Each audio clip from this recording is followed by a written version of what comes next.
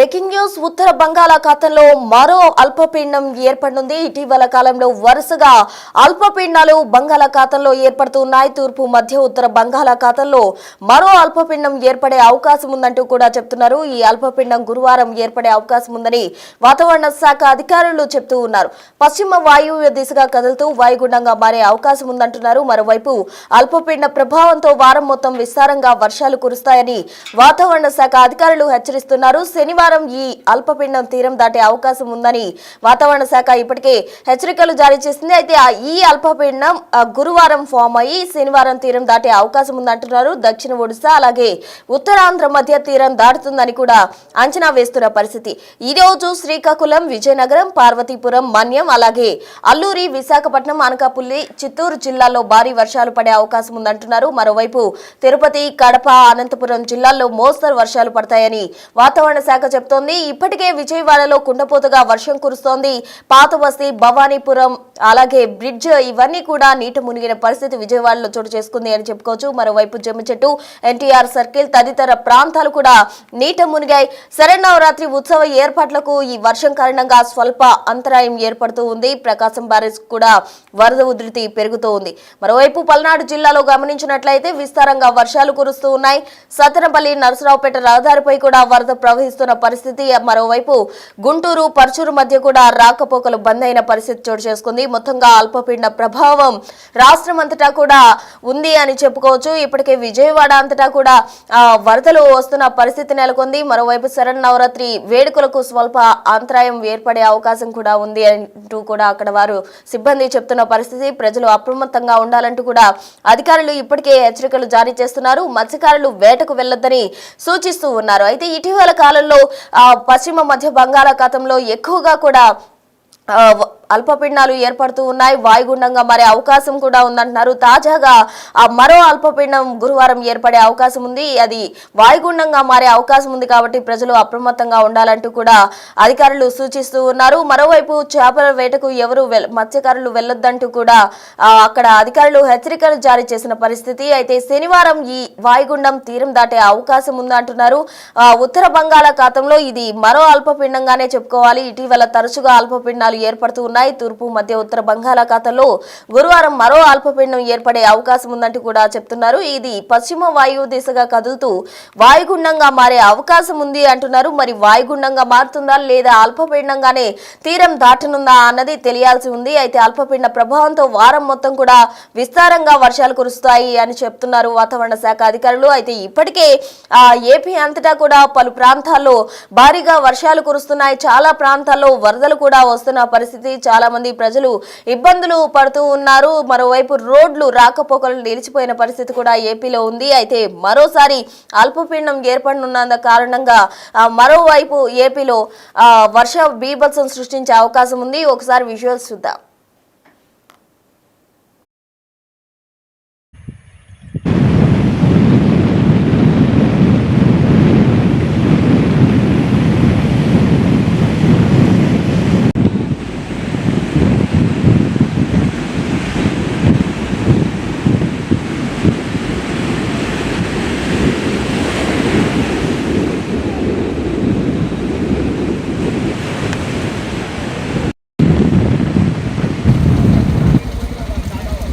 Lighting ಬರುತ್ತೆ sir.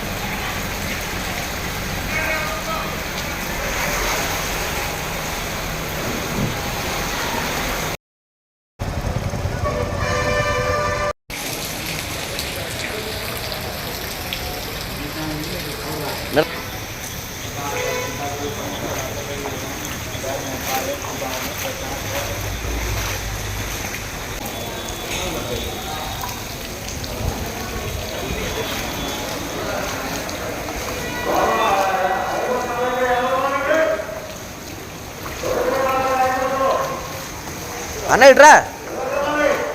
So మనం visuals లో కూడా గమనించవచ్చు, అటు భవానీపురం కావచ్చు, అటు విజయవాడలో పలు ప్రాంతాలు నీట మునిగిన పరిస్థితి చోటు చేసుకుంది. ఇక వానలంటూ కూడా వాతావరణ శాఖ హెచ్చరికలు జారీ చేస్తూ ఉంది. ఉత్తర మధ్య బంగాళాఖాతంలో అల్పపీడనం ఏర్పడనున్న నేపథ్యంలో ప్రజలు అప్రమత్తంగా ఉండాలంటూ కూడా వాతావరణ శాఖ అయితే హెచ్చరికలు జారీ చేస్తోంది. శనివారం ఇది తీరం దాటే అవకాశం ఉందంటూ కూడా వాతావరణ శాఖ ప్రజలను అప్రమత్తం చేస్తున్న పరిస్థితి. అయితే దక్షిణ ఒడిశా ఉత్తరాంధ్ర మధ్య ఇది తీరం దాటనుందంటూ కూడా అంచనా వేస్తున్నారు. ఇవాళ శ్రీకాకుళం, విజయనగరం, పార్వతీపురం, మన్యం, అలాగే అల్లూరు, విశాఖపట్నం, అనకాపల్లి, అలాగే చిత్తూరులో భారీ వర్షాలు కురవబోతున్నాయంటూ కూడా వాతావరణ శాఖ చెబుతోంది. తిరుపతి, కడప, అనంతపురం జిల్లాల్లో మోస్తరు వర్షాలు పడబోతున్నాయి.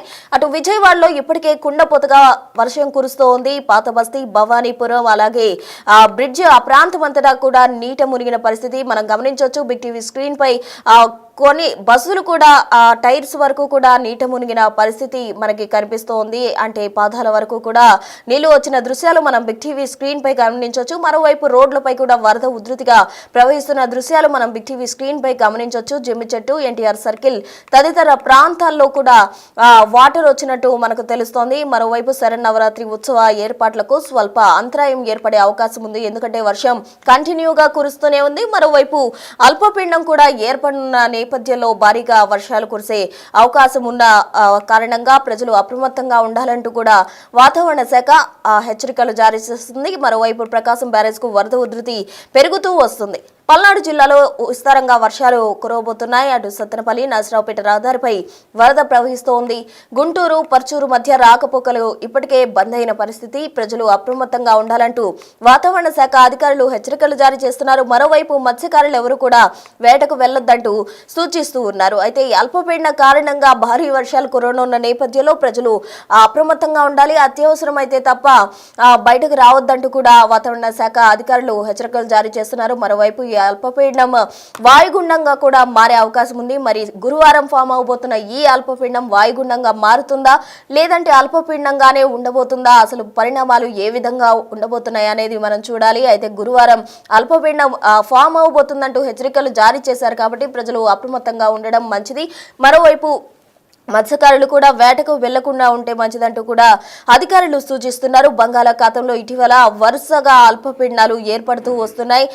మరో అల్పపీడనం తోటి వర్షాలు భయంకరంగా కురిసే అవకాశం ఉంది. భారీ వర్షాలతో రాష్ట్రమంతటా కూడా ప్రజలు అప్రమత్తంగా ఉండాలంటూ కూడా సూచనలు చేస్తూ ఉన్నారు. అయితే ఇప్పటికే వర్షాలు బాగా కురుస్తున్నాయి. విజయవాడలో ఇప్పటికే కుంభకోత వర్షం కురుస్తుంది అని చెప్పుకోవచ్చు. కుంభవృష్టిగా కురుస్తున్న వానలతోటి పలు ప్రాంతాలు కూడా నీట మునిగాయి. అటు భవానీపురం బ్రిడ్జ్ కావచ్చు, మరికొన్ని ప్రాంతాల్లో వర్షపు నీరు చేరుకుంటుంది. రోడ్లపై రాకపోకలు కూడా నిలిచిపోయే పరిస్థితి. ప్రకాశం బ్యారేజ్ కూడా వరద ఉధృతి ఎక్కువగా ఉంది అని చెప్పుకోవచ్చు.